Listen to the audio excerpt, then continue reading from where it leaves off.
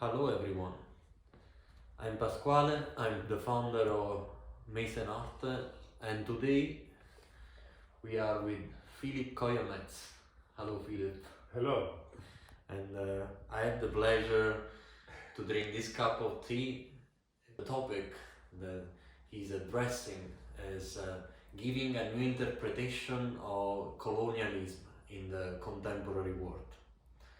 And this is the topic of Sorry for Nothing, this series that is exhibiting at the moment at Humboldt Forum in Berlin, which is we also see here, and also the topic of the new project that we are just about to talk with you.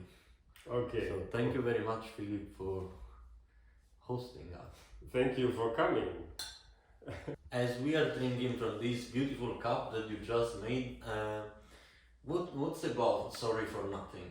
So Sorry for Nothing is, now it became a label, now it becomes really a word already, is standing for something. But basically, I was thinking about how to describe, how to manifest and how to put into an image the colonial German history. So I tried to find imagery for that, or actually since a few years a part of my work is working about the German-African history. That means the history of Germany and Africa, and then also what do we do with it now, like what are the consequences and what, like, you know, exploring this history also of Africans in Germany, for example, or sometimes in Europe. So, and this is a forgotten part of the German history. It's not told very much about it in the history books, or also in the culture, also in the identification, so to speak, of Germans. It's not present. So, and my kind of mission is the colonial history of Germany, and I want to bring it to light, you know. So, and then one manifestation is to work with invisibility, because it's invisible. So as a metaphor, I created an invisible sculpture, and the invisible sculpture is nothing. So I thought this is a very good way to translate it into a body of work, especially in this place at the Humboldt Forum, where where you see here is when it was brought in the Humboldt Forum. Now it looks a bit different because now the exhibition really opened. There's also other artworks that refer to the First World War, not the First World War, the Berlin, the aspects of war that Berlin was involved, you know. So it's in the part of the exhibition where it's called Berlin Global, where different aspects of the Berlin history are displayed, and then this is one aspect, and it's about the colonial history. So, yeah, and that's it basically. No, it's very interesting. No, but it's great, like, to bring it to light. And one thing, so Sorry for Nothing, as far as I understand, it's a provocative title to say sorry for something that we try to forget, like we basically tend to forget in socially speaking. Yes. So how do you instead like choose the object you work with? Because okay, in our case it's the cup, but the one that is exhibited at the Humboldt Forum, it's this container. Does it have any meaning? Yes, I mean, actually, the container is just the box where the invisible sculpture was in. You know, now the box is away. Now there's no more boxes. But I wanted to have this image just to make clear of the shape, you know, of the sculpture. So why does it have this shape? First of all, why did I want to do this work there, right? This is I was asked to do, to show a work related to colonialism, or actually related to the First World War at the Humboldt Forum, and I wanted to do something that fits in the context for me. That is pointing to the history, but also related to now, to the present. You know, this is this is what I try to do with my work always. Also with my, especially with the historical work, to find a relation to the present. I mean, you know, because why would people now be interested in it, you know? So I try to find a way that makes this interesting and that makes them curious. And for this, I had the idea, 5 years ago I did a work, it's called The Invisible Hero, and it's just a pedestal and there's an invisible sculpture on it, and the sculpture stands for the African soldiers that died in the First World War for the fighting for the Germans actually on the German side in Cameroon. So and they asked me to display this pedestal, but I didn't want to show that one. I really wanted to do a work that is related to the Humboldt Forum also. And then I said, I can imagine to do a sculpture, this time an invisible sculpture, yes, because it already stands for something. But this time I want to do it without the pedestal. So, so then there was the questions arose, yeah, okay, that's a good idea, you know, good concept, but how big is it? How tall is it? How, you know, how heavy is it? Like, how do you want to, you know, manifest it? How do you want to translate it? And then I actually designed it from the place that I have there. I just asked them, okay, how much space do I have? You know, because there's also other works. There's now at the left and at the right, there's works.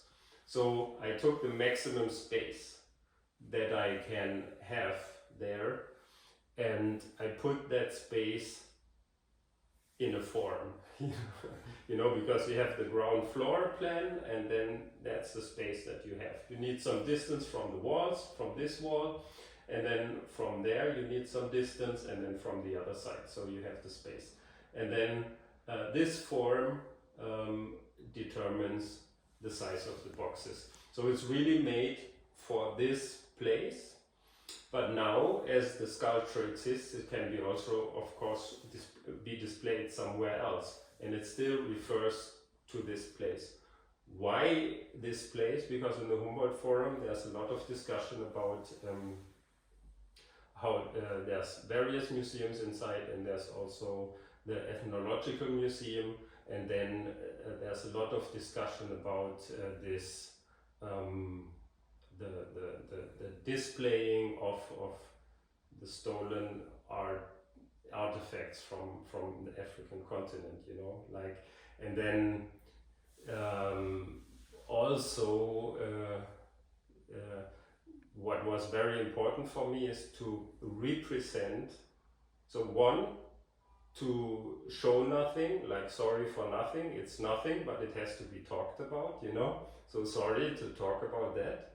But then it's also from the other side, like there's nothing, but we still say sorry, and that should be enough, but we don't do anything, you know, like, because there's a discussion about the reparations, like about the responsibilities, what can we do also to improve the situation, right? And then there was this group called No Humboldt 21. It's a community. It's initiative of various societies, how do you call that? I don't know. For example, the ISD, Initiative Schwarzer Deutscher, and then also Afrika Venia and EOTO, Each One Teach One, like various organizations that are engaged. And how the Western society considers civilized world, like the words. That's it. It's interesting in the way that we gotta like really make a lot of efforts to change the wording. What does mean the first thing in a civilized country?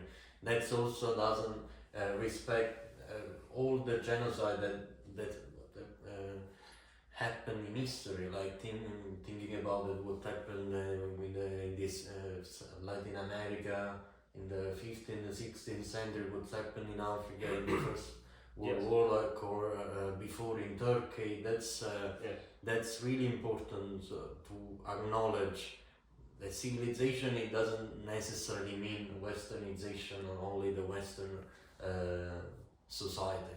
But even if you argue like that, even if you argue in terms of Western standards, for example, ethic standards, like what happened in Southwest Africa doesn't meet that standards.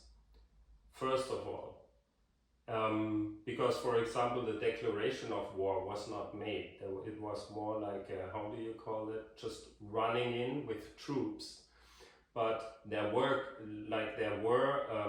a population before, an organized population. There were kings there, leaders that first of all were also informed. You know, it wasn't even a fight like one culture, let's say, that is like in the 15th century, and one like it is in the 19th century. It was like the kings were informed. There were magazines. They knew a lot about the German history, about the European history. It's, you know, they were, how do you call it, educated, even from the Western standards. So they had guns. They had, you know, it's So even from that perspective, of course, we can also debate about what is called culture and what is called civilized. But even from that, it was brutal and it was inhuman by Western standard to kill women, to kill old people, to kill children. And the other side, the Nama and the Herero, when they were catching Germans, they didn't do that. So they actually behaved more civilized than, you know, the culture, the name itself. Exactly. Yeah, exactly. yeah. And that's a big problem. It's still a problem, and in how we see the African continent, for example, and it's until nowadays this image. I mean, it's just not true. A big problem for the African continent was it at the conference, at the Berlin Conference 1884, when they made the frontiers. They decided the frontiers between the various countries in Africa, and we know very well, we as Germans know very well what happens if another power from outside puts a frontier in your own country, in your own population. You know, it's very problematic. It's it creates lots of problems when you create frontier, then mix up different culture, different local culture, and we see this problem happening still today with the Palestine and Israel. So we really see how we kind of inherited the mistakes of history mistakes. And but it's something that I really see it's really important to take from this. It's that the culture and civilization, and we really need to put efforts to actually see history from different culture perspective instead only to see from our Western culture perspective, and that's something that I think it's the challenge of the next decades, in a way to really take into consideration different point of views. It's interesting then to start from here, to pass from your new project that you're working on, and correct me if I'm mistaken, it's Future Race. Yes. The name. Mm-hmm. So it's an opera inspired from Wagner, mm-hmm. and it's a long-term project that's expected to be ready in 2025, mm-hmm. and it's really interesting from my perspective that you used Wagner and reinterpreted in a contemporary way, using characters of color in a way that, like, Wagner was, besides the magnificent music and artistic way, was really like a man of his time. So very attached to the German culture, to the race, to superiority of race. So it's really, really interesting from my perspective to take the music, to take the artistic way and reinterpret it in a contemporary way using different characters. So what's about it? I mean, first of all, Wagner, as you said before, he stands for something. You know, I'm not necessarily saying that he was a Nazi or something, you know, but he was used by the Nazis to, you know, and now he stands for something. He also was actually, there were some problems. He was a racist and stuff, you know, but more against Jews. And he was how did you say, a man of his time, yes. Right? So, okay, so we can say that. But no question that he stands for something, and mysticism, but it also melts it. How do you say it? It's a collage of various stories. You know, it's like really, like I really see it like a soap opera. You know, like he takes Greek aspects, he takes from northern mystics. You know, he takes just whatever he needs and puts it in his story. He does it very well, and he talks about some topics that are interesting back then and are new. For example, he's seen, like you can see aspects of the subconscious there, you know, like dream is a very big topic, and then he just has all like topics of drama, like the killing of the father that brought you up, like incest.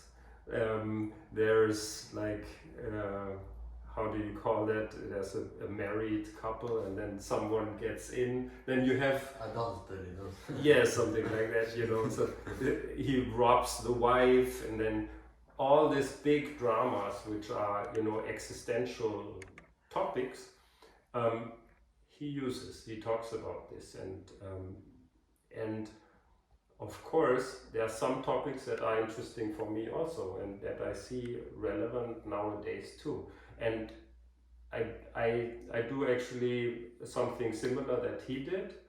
I just take out of his piece that things that inspire me, and that things that are still relevant to me, and I work with them, and let's see what happens. Like, of course he stands for something. He stands for a German spirit, let's say, and I take this opera and fill it with an so-called African spirit, you know. I fill it with I put it in an Afro-futuristic way, and I'm just curious what happens, you know, like, and I'm really exploring, like, where is the relevance, how do you translate it, how can you translate it. There are some topics that are interesting. For example, Siegfried is actually meant to be the hero, kind of. He is like a hero figure, and he has a lot of identity issues, and he is actually he has a diaspora experience. He doesn't know his parents. He grows up in the woods. He's raised by someone who is not his father, and he has a complete identity crisis, you know. And then he goes out in the world and he wants to know, and he wants to challenge the world, and he overcomes obstacles and stuff. But then at the end, there's also Brunhild, which is also a very interesting character, I think, because actually then at the end she's kind of the hero that turns the story around, you know, like the whole story. And then there's the diaspora experience is super interesting. I think it's interesting the psychology, you know, the psychological aspects, like the unconscious mind, like how he treats that, or that's at least what I see also in the piece from a contemporary perspective. So the question is, what can I do with it that is interesting and relevant and going with what I want to work on, like what is my mission, and then also really trying to understand and interpret it in a very special way, you know. Yes, and one of the things that we need to say, like, this is an ongoing project that it's developing, and Exactly. it's expected to be ready in 2025 or even longer. Yeah, I don't know, and I don't know even what it means to be ready with it, you know. Like, at the moment I'm working on it, and that's actually an interesting process already. At the beginning, I just had this idea to combine, like, Wagner, which is like very, you know, deep German, and to combine it with Africanism. And then let's just see, you know, like, what does it work, and how do you visualize the future, you know, how do you find representations of the future? Because I don't know how the future will look like, we don't know, but we find metaphors, we find images that represent a future vision. Does that work? I don't know. And then how can I bring topics of diaspora and what are relevant between the northern and southern conflicts? How can I bring this into the story? You know what I mean? Does it work anyways? The first step and really realization and finished project of this idea was to announce it. You know, just to have the vision, just to inspire the vision that something like that could happen. Even at the beginning, I didn't have the idea to really realize it, you know. I was just curious if I can create images that have some I don't know, that work, you know, like the content. Does the content work? Do I find the characters? Do I find the manifestation and the realization of the characters of the story?